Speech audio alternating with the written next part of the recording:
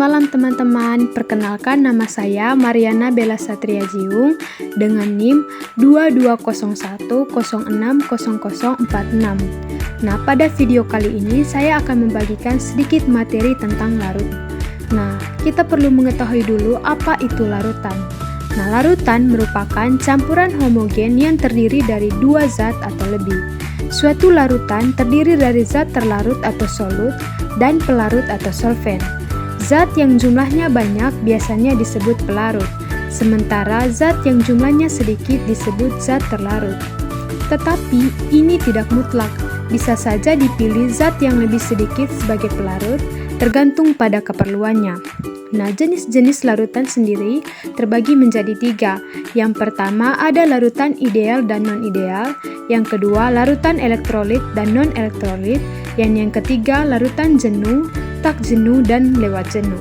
Nah, dalam larutan dikenal yang namanya komposisi larutan. Komposisi larutan terdiri dari yang pertama persentase. Persentase yaitu jumlah gram zat terlarut dalam tiap 100 gram larutan. Yang kedua ada fraksi mol, yaitu perbandingan jumlah mol suatu zat dalam larutan terhadap jumlah mol seluruh zat dalam larutan. Yang ketiga ada kemolaran, yaitu jumlah mol zat terlarut dalam tiap liter larutan. Yang keempat ada molalitas, yaitu jumlah mol zat terlarut dalam tiap 1000 gram pelarut. Yang kelima ada normalitas, yaitu jumlah gram zat terlarut dalam tiap liter larutan. Yang keenam ada persen volume, yaitu bagian volume zat terlarut tiap 100 bagian volume larutan. Dan yang terakhir ada ppm atau bagian per sejuta.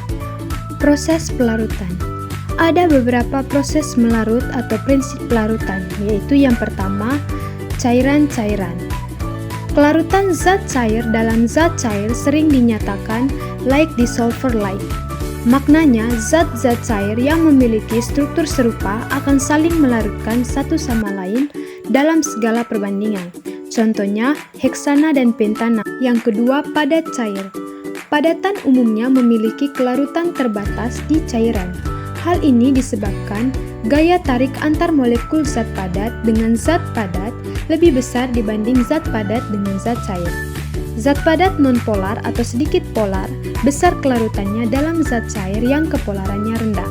Contohnya DDT memiliki struktur mirip CCl4 sehingga DDT mudah larut di dalam nonpolar. Contohnya minyak kelapa tidak mudah larut dalam air karena air bersifat polar. Ketiga, gas cairan.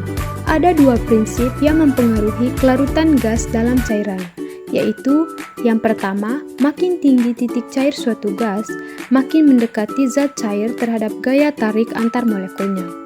Gas dengan titik cair lebih tinggi, kelarutannya akan lebih besar. Yang kedua, pelarut terbaik untuk suatu gas ialah pelarut yang gaya tarik antar molekulnya sangat mirip dengan yang dimiliki oleh suatu gas.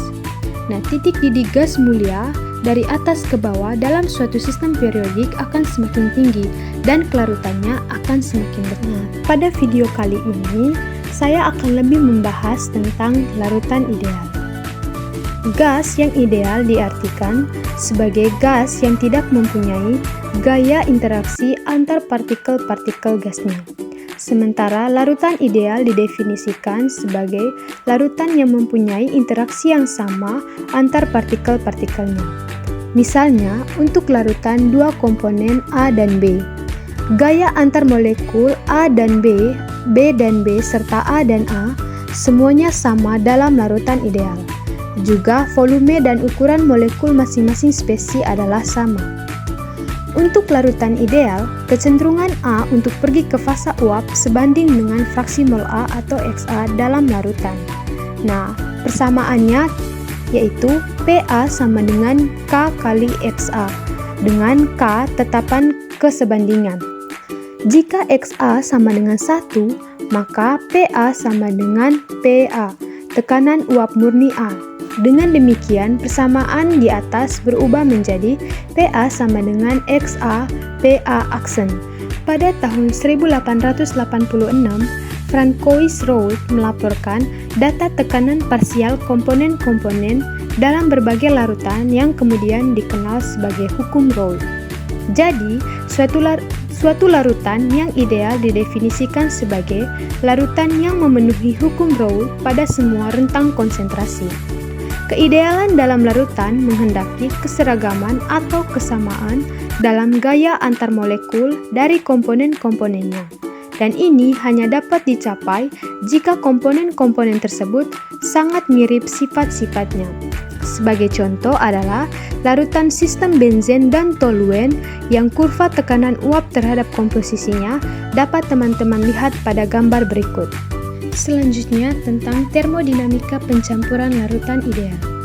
Pada proses pencampuran sejumlah mol 1, mol 2, dan mol I atau mol cairan murni yang asalnya terpisah membentuk larutan ideal pada T dan P tertentu. Nah, dapat kita turunkan menjadi delta G, delta F, delta S, dan delta H pencampurannya. Untuk energi Gibbs dari larutan ideal yaitu G sama dengan sigma I, Ni dikali potensial kimia I, sama dengan sigma Ni dikali potensial kimia I pada T dan P tertentu ditambah RT sigma Ni ln Xi.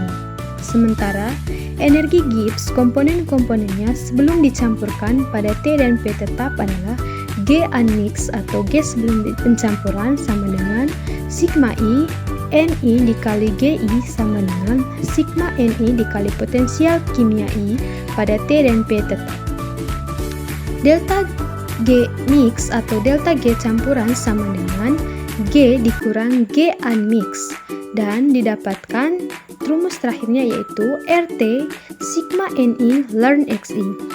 Karena 0 lebih kecil dari Xi dan Xi lebih kecil dari 1, maka ln Xi lebih kecil dari 0 dan delta G mix atau delta G campurannya lebih kecil dari 0. Artinya, proses pelarutan berlangsung dengan spontan pada T dan P tetap atau isotermal isobar. Nah, yang berikut hukum distribusi Nernst. Nah, secara umum untuk hukum distribusi Nernst dapat dirumuskan dengan AA ditambah BB sama dengan YY ditambah ZZ. Nah, untuk energi bebas Gibbs-nya atau delta G sama dengan energi bebas Gibbs standar ditambah RT ln A pangkat Y kali A pangkat Z per A pangkat A dikali A pangkat B. Dan melalui hubungan delta G sama dengan min NFE sehingga diperoleh E atau energi potensialnya sama dengan energi potensial standar dikurangi RT per NF ln A pangkat Y kali A pangkat Z per A pangkat A dikali A pangkat B. Selanjutnya yaitu hukum Henry. Hukum Henry adalah hukum gas yang menyatakan bahwa jumlah gas yang terlarut dalam suatu cairan berbanding lurus dengan tekanan parsial gas tersebut di atas cairan jika suhunya dijaga konstan. Nah, konstanta proporsionalitas untuk hubungan ini disebut konstanta hukum Henry yang biasanya dilambangkan dengan KH.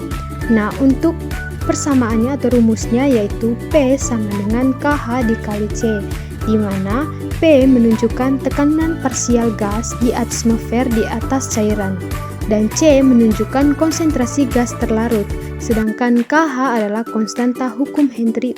Yang terakhir tentang sifat koligatif larutan. Sifat koligatif larutan adalah sifat larutan yang tergantung pada jumlah partikel zat terlarut dalam larutan, tetapi tidak bergantung pada jenis pelarutnya. Nah, sifat koligatif larutan terdiri atas 4 hal, yaitu yang pertama, kenaikan titik didih atau delta TD, 2. Penurunan titik beku atau delta TB, 3. Tekanan osmosis, dan yang keempat, penurunan tekanan uap atau delta. Yang pertama yaitu penurunan titik uap pelarut.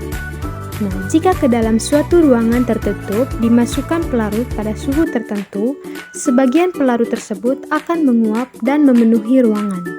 Uap yang dihasilkan menimbulkan tekanan dalam ruang tersebut. Nilai tekanan uap tersebut dinamakan tekanan uap jenuh pelarut murni dan diberi notasi P0. Yang kedua, kenaikan titik didih. Titik didih adalah suhu pada saat tekanan uap jenuh suatu cairan sama dengan tekanan atmosfer di sekitarnya. Hubungan kemolalan dan kenaikan titik didih larutan yaitu sebagai berikut. Delta TB sama dengan KB dikali M. Keterangan, delta TB adalah kenaikan titik didih. KB adalah konstanta atau tetapan kenaikan titik didih molal pelarut. Dan M adalah kemolalan. Yang ketiga, penurunan titik beku. Titik beku adalah suhu pada nilai tekanan tertentu saat terjadi perubahan buzut zat dari cair menjadi padat. Selisih antar titik beku pelarut dan titik beku larutan disebut penurunan titik beku larutan, yang dirumuskan dengan delta TF sama dengan KF dikali M, dengan delta TF adalah penurunan titik beku larutan, KF konstanta atau tetapan penurunan titik beku pelarut, dan M adalah Nah, yang keempat adalah tekanan osmosis. Tekanan osmosis adalah tekanan yang diberikan pada larutan yang dapat menghentikan perpindahan molekul-molekul pelarut ke dalam larutan melalui membran semi-permeabel atau proses osmosis seperti ditunjukkan pada gambar yang tertera dalam slide. Nah, sekian video yang dapat saya bagikan tentang materi larutan. Semoga video yang saya bagikan ini dapat bermanfaat bagi teman-teman.